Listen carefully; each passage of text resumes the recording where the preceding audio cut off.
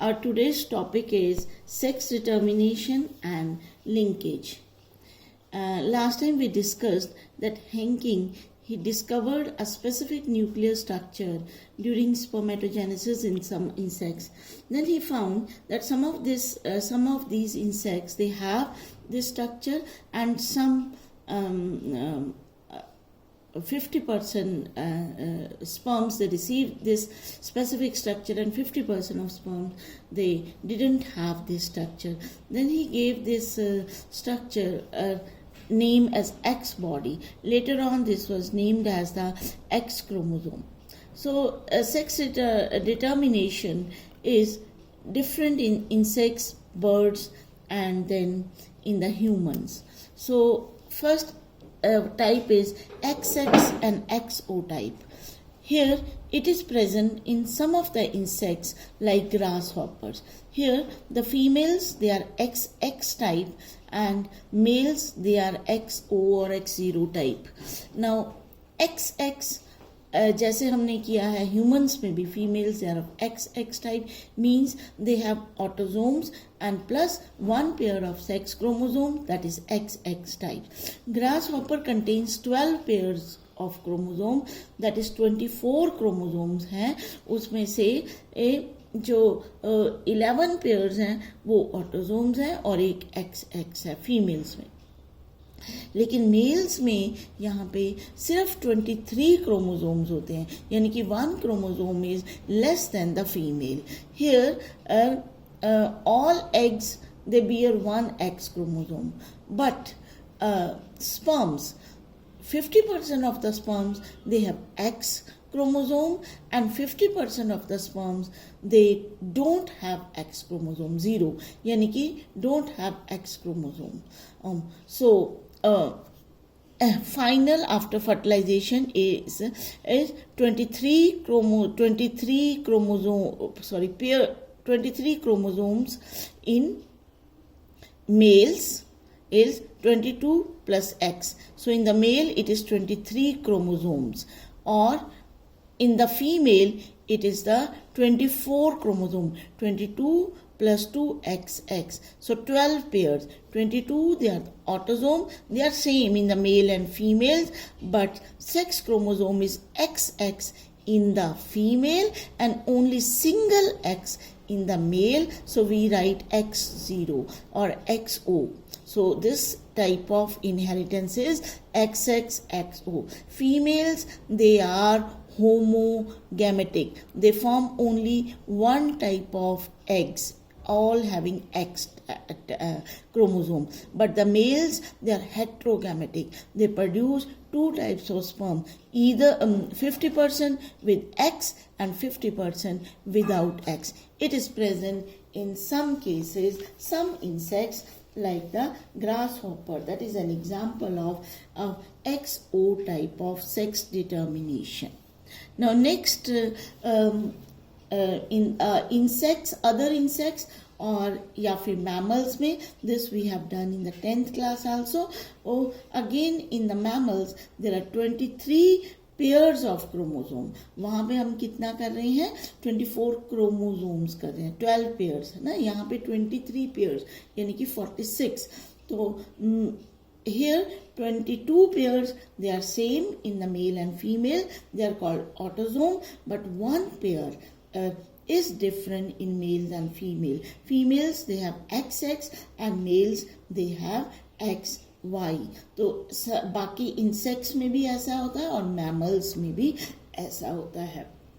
So you can say again, just like the grasshopper, इधर भी females they are homogametic XX type and males they are heterogametic XY. Two types of sperms they are produced, 50% with X chromosome and 50% with Y chromosomes. So that is in the mammals.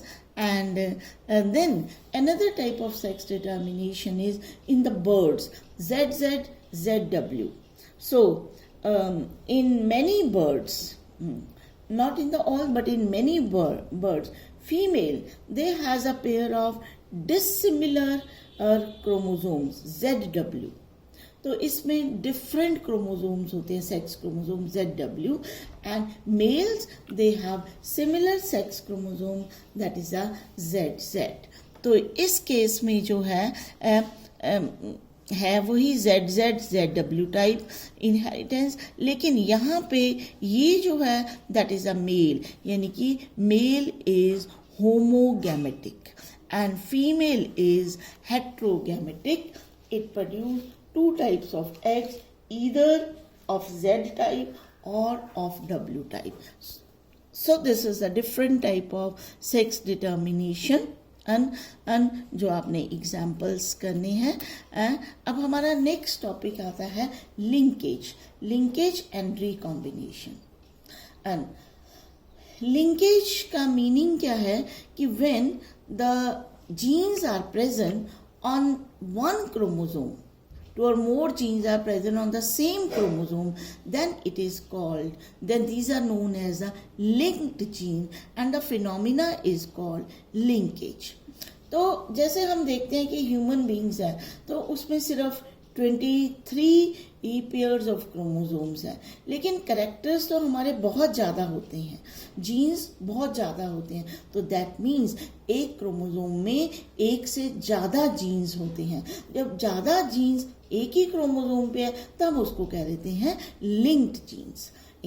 तो Morgan they carried out dihybrid cross in Drosophila to study genes that are sex linked. तो उसने specially ऐसे character study किए जो linked genes जो थे they are present on the sex chromosome.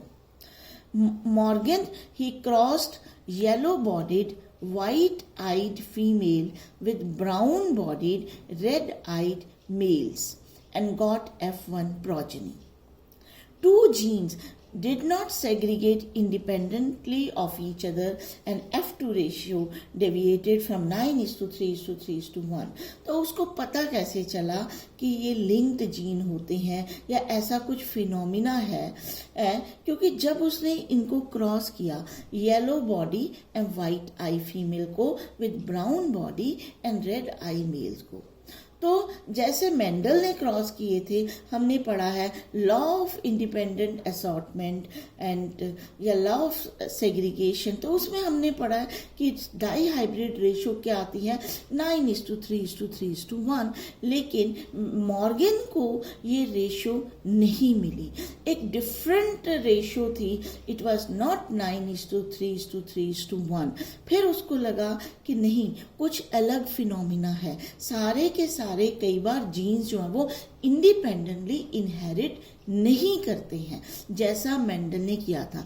Mendel ने by chance जो फैक्टर स्टडी किए थे, जो जीन स्टडी किए थे, they were present on separate chromosomes, इसलिए वो इंडिपेंडेंटली इनहेरिटेंस हुई। लेकिन यहाँ पे जब उसने इस तरह का कॉम्बिनेशन लिया तो the ratio deviated from 9 means deviated means different from 9:3:3:1. Two genes present on the X chromosomes and two genes in a dihybrid cross situated on the same chromosome, parental gene. Parental gene combination is much higher than non-parental. तो जब भी cross करते हैं तो कुछ parental combination मिलते हैं, कुछ नए बन जाते हैं। जैसे हमने किया था राउंड येलो सीड को किया था ग्रीन रिंकल्ड के साथ, तो कुछ हमें राउंड येलो पेरेंट मिले, कुछ ग्रीन रिंकल्ड मिले, लेकिन कुछ क्या मिले राउंड ग्रीन कुछ मिले हमें रिंकल्ड येलो, यानी कि डिफरेंट कॉम्बिनेशन। इसी तरह से यहाँ पे भी उसको कुछ डिफरेंट कॉम्बिनेशन जो मिले, तो पेरेंटल जीन कॉम्बिनेशन जो था it was much higher than the non parental, यानी कि न्यू कॉम्बिनेशन। नॉन पेरेंटल को हम रिकॉम्बिनेशन कह देते हैं। तो फिर उसको लगा कि something is there, he found that genes are grouped in the same chromosome and some genes they are tightly placed and और कुछ थोड़े दूर दूर होते हैं, और लेकिन जब भी वो एक क्रोमोसोम पे ऊपर होते हैं तब हम उसको कहते हैं लिंक्ड जीन। फिर उसने एक और ऑब्जर्वेशन की कि अगर वो कम दूरी में है यानी कि टाइटली लिंक्ड है तो न्यू कॉम्बिनेशन कम बने, लेस रिकॉम्बिनेशन। और जब वो दूर दूर थे, वाइल्डली प्लेस्ड थे, तो न्यू कॉम्बिनेशन थे वो ज़्यादा थे, हायर रिकॉम्बिनेशन वाज देयर। तो ये अभी हम एग्जाम्पल करेंगे तो उससे आपको ये क्लियर हो जाएगा। तो एक एग्जाम्पल उसने 2 क्रॉस का एग्जाम्पल लिया, एक था वाइट एंड येलो बॉडी। तो ये जीन थे टाइटली लिंक्ड थे, तो इसमें जो न्यू कॉम्बिनेशन थे सिर्फ 1.3% हुए। फिर एक और उसने एग्जाम्पल 2 जीन का लिया जो एक ही क्रोमोसोम पे थे, वाइट एंड मिनिएचर विंग्स। तो इसमें नए कॉम्बिनेशन बने 37.2%, पहले में सिर्फ 1.3% और अभी 37.2%। तो फिर उसने देखा कि ये जीन्स जो थे वो वाइडली प्लेस थे। तो फ्रीक्वेंसी ऑफ जीन्स को, ये परसेंटेज जो है ना जीन्स की नए कॉम्बिनेशन की, तो उसके एक स्टूडेंट ने स्टर्ट वेंट ने इसको यूज किया to know the distance between the genes, mapping genes on the chromosome. तो उस हिसाब से उसने डिस्टेंस मेजर किया। अगर 1.3% रिकॉम्बिनेशन है तो इसने कहा कि वाइट एंड येलो जीन्स के बीच में 1.3 मैप यूनिट्स डिस्टेंस है। उसने उसको यूनिट के फॉर्म में लिया। इसी तरह वाइट और मिनिएचर विंग्स के बीच में 37.2 मैप यूनिट्स डिस्टेंस है।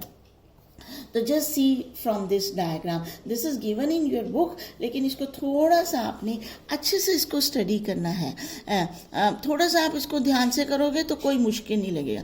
पहले तो ये देखो, बुक में एक ही जगह दिया ना, तो आप इसको ये समझ लो कि this is a different cross, this is a different cross. ये 2 अलग अलग क्रॉस हैं, अलग अलग कैरेक्टर के हैं, येलो वाइट, ठीक है। और and it is crossed with the wild type। जो प्लस साइन दिया है it means this is dominant. ये वाला जो है दिस इज डोमिनेंट फॉर्म और ये जो है वो रिसेसिव है। येलो वाइट ये फीमेल और ये मेल, क्योंकि हम ड्रोसोफिला की बात कर रहे हैं तो फीमेल में XX और मेल में XY, इसलिए इसकी शेप जो है वो इस तरह से दिखाई है। This is X chromosome, this is Y chromosome.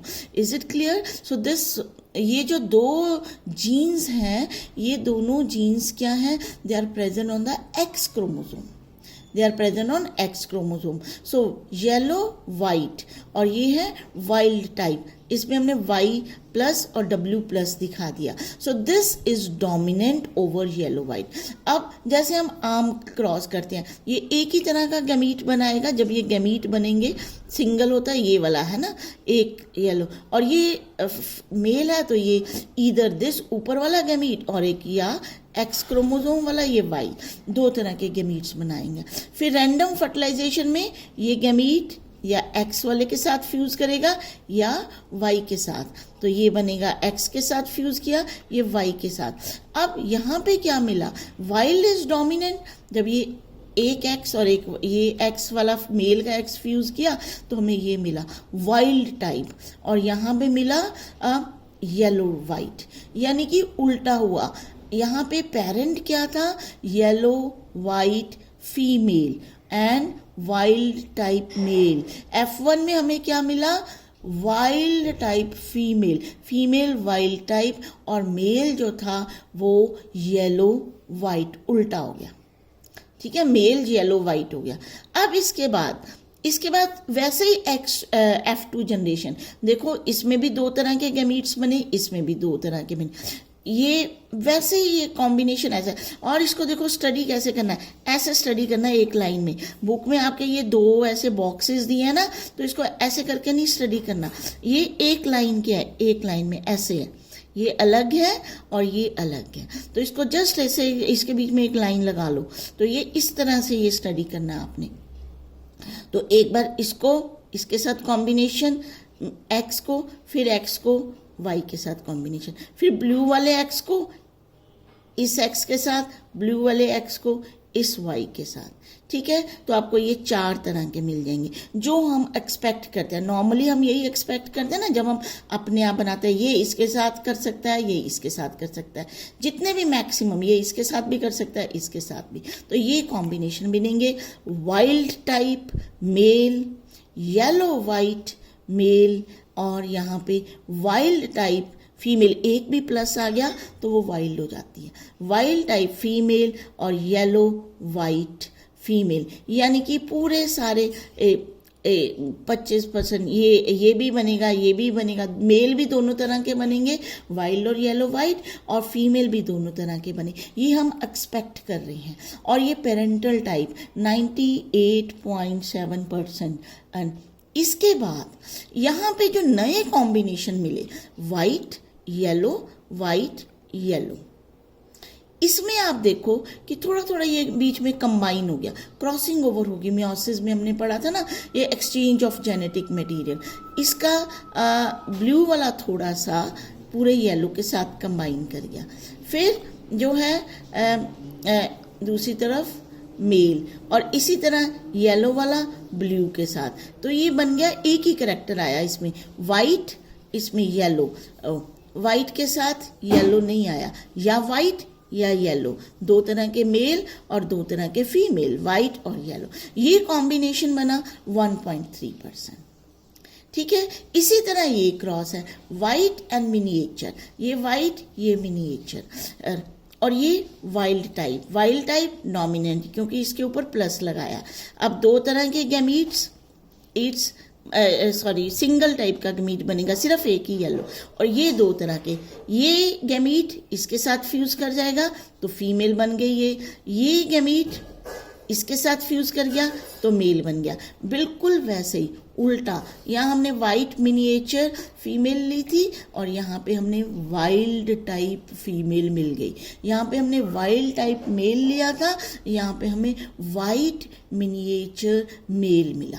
इसको भी ऐसे ही स्टडी करेंगे हम, ये एक्सपेक्टेड है, यानी कि 62.8%, ये हमें एक्सपेरिमेंट से पता चला कि ये कॉम्बिनेशन सिर्फ 62.8% थे, यानी कि वही इसके दो गैमीट्स, इसके भी दो गैमीट्स, ये एक बार इधर कंबाइन किया, एक बार ऊपर कंबाइन किया, नीले वाला भी एक बार पीले के साथ कंबाइन किया, एक बार वाई के साथ कंबाइन किया, तो ये चार तरह के बन गए, लेकिन ये परसेंटेज बनी 62.8। और जो नए कॉम्बिनेशन बने, पीला फिर येलो, फिर यहाँ पे येलो फिर ब्लू, तो ये जो है इसमें देखो ब्लू येलो और यहाँ पे येलो ब्लू, ये कंबाइन कर गया, क्रॉसिंग ओवर हो गई, यहाँ भी क्रॉसिंग ओवर हो गई।